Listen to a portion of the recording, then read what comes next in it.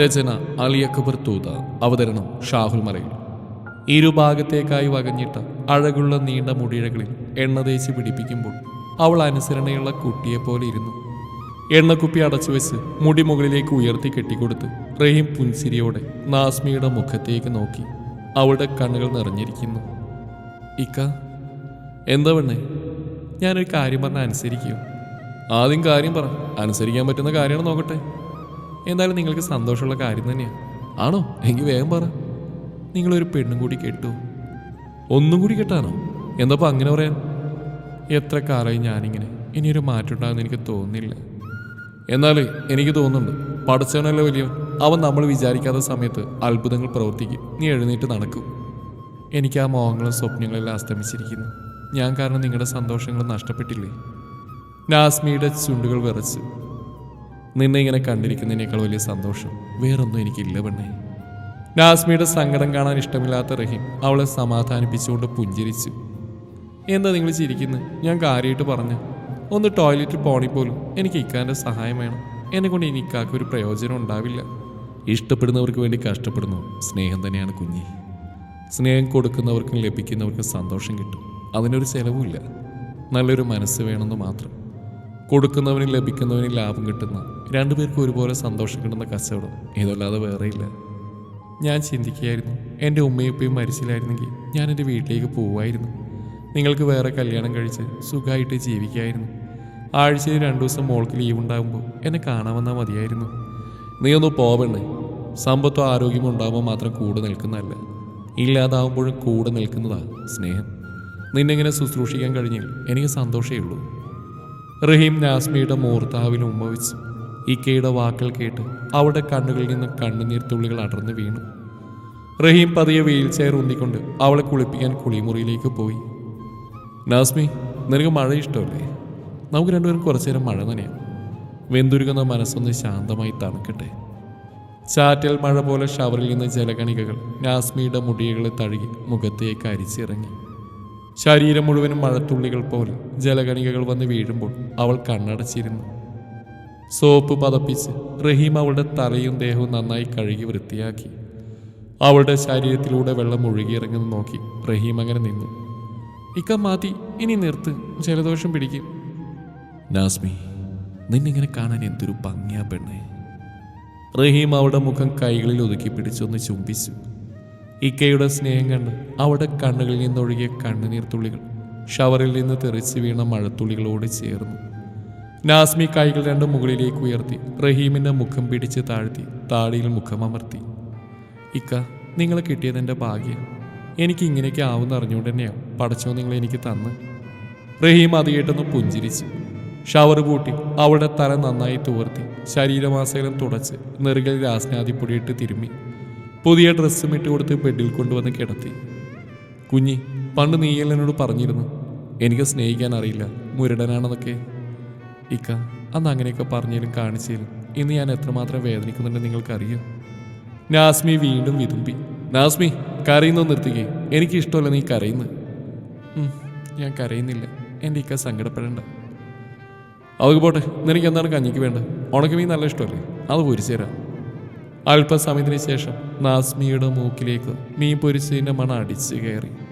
അവൾക്ക് മനസ്സിലായി ഇക്ക മീൻ പൊരിക്കാൻ തുടങ്ങിയിരിക്കുന്നു. ഇക്കയെ കിട്ടിയത് എത്ര ഭാഗ്യമാണ്. ദൈവം നമുക്ക് നൽകിയതിൻ്റെ സൗഭാഗ്യമാണെന്ന് ആദ്യം ചിലപ്പോൾ തിരിച്ചറിയില്ല. പാവൻ്റെ ഇക്ക ഒരുപാട് വിഷമിപ്പിച്ചിട്ടുണ്ട് ഞാൻ. അതോർത്ത് സങ്കടപ്പെടാത്ത ഒരു ദിവസവും പിന്നീട് ജീവിതത്തിൽ കടന്നുപോയിട്ടില്ല. നാസ്മിയുടെ ചിന്തകൾ പുറകിലേക്ക് നടക്കാൻ തുടങ്ങി. തനിക്ക് അപകടം പറ്റിയത് ഇക്കാനോട് വഴക്കൂടി ഇറങ്ങിപ്പോകാനൊരുങ്ങിയ ആ ദിവസം. അന്ന് കോരിച്ചൊരിയുന്ന മഴയായിരുന്നു. തുണികൾ എടുക്കാനായി മുകളിലേക്ക് പോയതാണ്. മഴ തിമിർത്ത് പെയ്യുന്നു, കൂടെ കാറ്റും. കറണ്ട് പോയതോടുകൂടി പെട്ടെന്നാണ് അതിശക്തമായ ശബ്ദത്തിൽ ഒരു ഇടി മുഴങ്ങിയത്. പേടിച്ച് ഇക്കാനെ വിളിക്കണമെന്നുണ്ടെങ്കിലും ഇക്കാനോടുള്ള ദേഷ്യം കാരണം ഉള്ളിലുള്ള ഭയത്തെ പണിപ്പെട്ട് അടക്കി പിടിച്ചുകൊണ്ട് വേഗത്തിൽ വസ്ത്രങ്ങളുമായി താഴേക്കിറങ്ങാൻ ശ്രമിക്കുന്നതിനിടയിൽ എന്തിലോ ചവിട്ടിയതായി മാത്രം ഓർമ്മയുണ്ട്. പിന്നെ എന്താണ് സംഭവിച്ചെന്നൊരു ഓർമ്മയുമില്ല. പിന്നീട് ബോധം വന്നപ്പോൾ വെളുത്ത വസ്ത്രധാരികൾ മാത്രം ചുറ്റിനും. പിന്നെയാണെല്ലാം മനസ്സിലായത്. സംഭവിച്ച കാര്യങ്ങളെല്ലാം സിസ്റ്റർ പറഞ്ഞു. വീണതും അതിനുശേഷം സ്വയം എണീറ്റടക്കാനുള്ള ശേഷി നഷ്ടപ്പെട്ടതും വേദനയോടെ തിരിച്ചറിഞ്ഞു.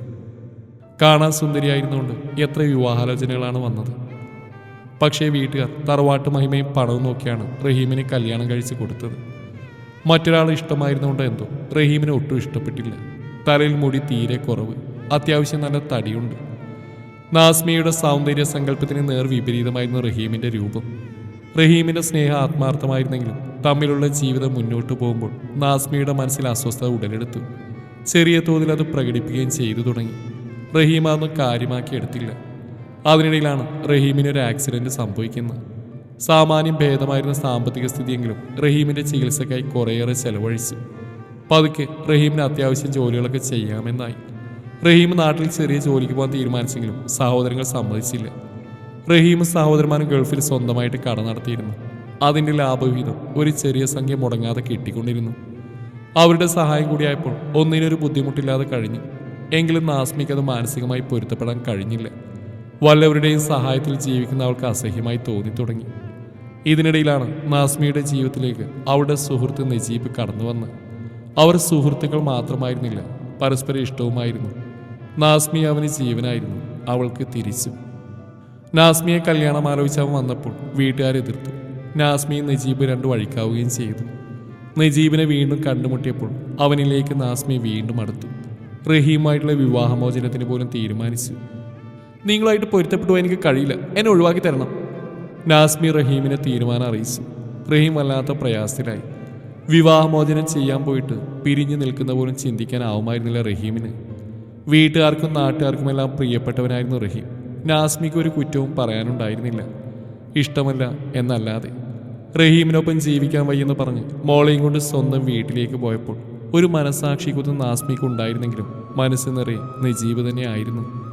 വീണ്ടും കണ്ടതിന് ശേഷം അവർ കൂടുതൽ അടുക്കാൻ തുടങ്ങി. നാസ്മി റഹീമിൽ നിന്ന് വിവാഹമോചനം നേടാൻ തന്നെ ഉറച്ചു. അവളുടെ വസ്ത്രങ്ങളും ആഭരണങ്ങളും എടുക്കാൻ റഹീമിൻ്റെ വീട്ടിലേക്ക് പോയ അന്നാണ് മഴ പെയ്തും ഇങ്ങനെയെല്ലാം സംഭവിച്ചു. ഞാൻ എത്ര അവഗണിച്ചു, പ്രയാസപ്പെടുത്തി. എന്നിട്ടും ഇന്നും സ്നേഹം കൊണ്ട് എൻ്റെ ഇക്കയെ തോൽപ്പിക്കുന്നു. ഇക്കയെ വേദനിപ്പിച്ചുകൊണ്ട് ഞാനെടുത്ത ആ തീരുമാനത്തിന് പടച്ചവൻ എനിക്ക് നൽകിയ ശിക്ഷയാവാം ഈ അവസ്ഥ. കുഞ്ഞി, ഇതാ കഞ്ഞിയും മീൻ റെഡി. റഹീം വന്നപ്പോൾ നാസ്മി നിറഞ്ഞു വന്ന കണ്ണുകൾ തുടച്ചു. ഒരു പാത്രം നിറയെ കഞ്ഞിയും 5-6 ഉണക്കമീൻ പൊരിച്ചുമായി വന്ന് റഹീം അവൾ എണീപ്പിച്ചു.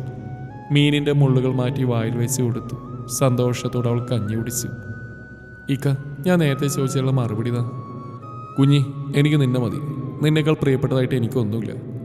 ഞാൻ മരിക്കുന്നതിന് മുന്നേ നീ മരിച്ചു കഴിഞ്ഞാൽ പോലും പിന്നീടുള്ള ജീവിതത്തിൽ നിന്റെ ഓർമ്മകൾ മാത്രം മതി. 1000 വട്ടം മാപ്പ് ചോദിച്ചാണെങ്കിലും ചെയ്ത തെറ്റുകൾക്കൊക്കെ വീണ്ടും വീണ്ടും ഞാൻ മാപ്പ് ചോദിക്കുക.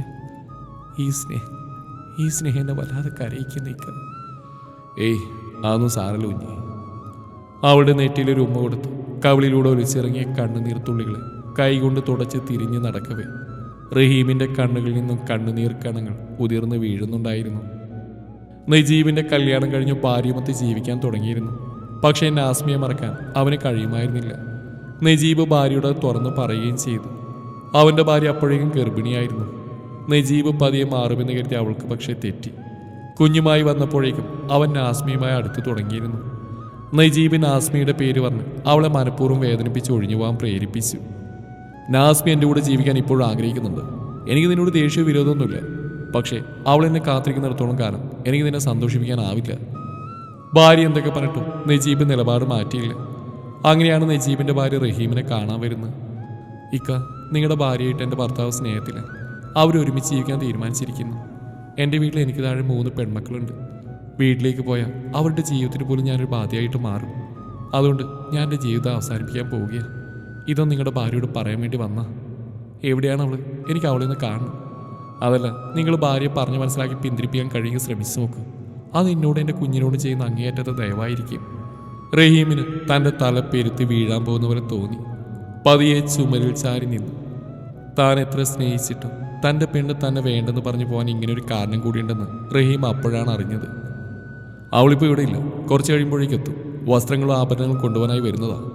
വരുമ്പോൾ ഞാൻ അവളെ പറഞ്ഞ് മനസ്സിലാക്കിക്കോളാം. നിങ്ങൾ സമാധാനത്തോടെ പോകും. എന്തോ ഒരു ധൈര്യത്തിൽ അങ്ങനെ പറഞ്ഞ് അവളെ വിട്ടെങ്കിലും നാസ്മിയെ പിന്തിരിപ്പിക്കാൻ റഹീമിന് കഴിഞ്ഞില്ല. റഹീമിൻ്റെ കണ്ണീരിനും സ്നേഹത്തിനും നാസ്മിയുടെ മുമ്പിൽ ജയിക്കാൻ കഴിഞ്ഞതുമില്ല. നിങ്ങളിനി സംസാരിച്ച് സമയം കളയേണ്ടതില്ല. എൻ്റെ മനസ്സിൽ നിങ്ങൾക്കൊരു സ്ഥാനമില്ല. മോളെ കാണാൻ ഞാൻ തടയില്ല. എന്നെ എൻ്റെ വഴിക്ക് വിട്ടേക്ക്. അവൾ ഉറച്ച തീരുമാനമെടുത്ത് കോണിപ്പടികൾ ഉറക്കെ ചവിട്ടി മുകളിലേക്ക് കയറിപ്പോയി. എന്ത് ചെയ്യണമെന്നറിയാത്ത ചിന്തയിൽ അവസാനം റഹീം ആ തീരുമാനമെടുത്തു. കോണിപ്പടിയിൽ ഒഴിച്ച ഒരു തുള്ളി വെളിച്ചെണ്ണ കൊണ്ട് നാസ്മി റഹീമിന്റെ സ്വന്തമായി. നജീബിന്റെ ഭാര്യയ്ക്ക് അവൾ ആഗ്രഹിച്ച പോലെ അവളുടെ ഭർത്താവുമൊത്തുള്ളൊരു ജീവിതം തിരിച്ചു കിട്ടി. പക്ഷേ ഇങ്ങനൊരു അവസ്ഥയിലേക്ക് നാസ്മി എത്തണമെന്ന് ഒരിക്കൽ പോലും റഹീം ആഗ്രഹിച്ചിരുന്നില്ല.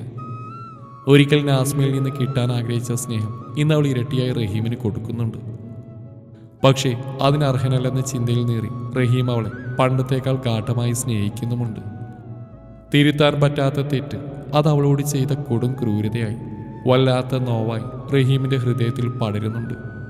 കാലിനോ കൈയിനോ പരിക്കുപറ്റി കുറച്ചു ദിവസങ്ങൾ അവൾ വീട്ടിൽ നിന്നും പുറത്തിറങ്ങിയിരുന്നത് മാത്രമേ കരുതിയിരുന്നുള്ളൂ. പക്ഷേ ജീവിതകാലം മുഴുവൻ അവൾ ആ മുറിക്കുള്ളിലായി. റഹീം പാത്രം കഴുകി വെച്ച് വന്നപ്പോഴേക്കും നാസ്മി ഉറങ്ങിയിരുന്നു. അവൻ അവളെ പുതപ്പിച്ചു. അരികിൽ കിടന്ന് നെറ്റിയിൽ ഉമ്മ വയ്ക്കുമ്പോൾ റഹീമിന്റെ ഹൃദയം മന്ത്രിച്ചു. ഇനി എത്ര ജന്മം ഇങ്ങനെ പരിചരിച്ചാലാ ഞാൻ നിന്നോട് ചെയ്ത പാപം തീരുക.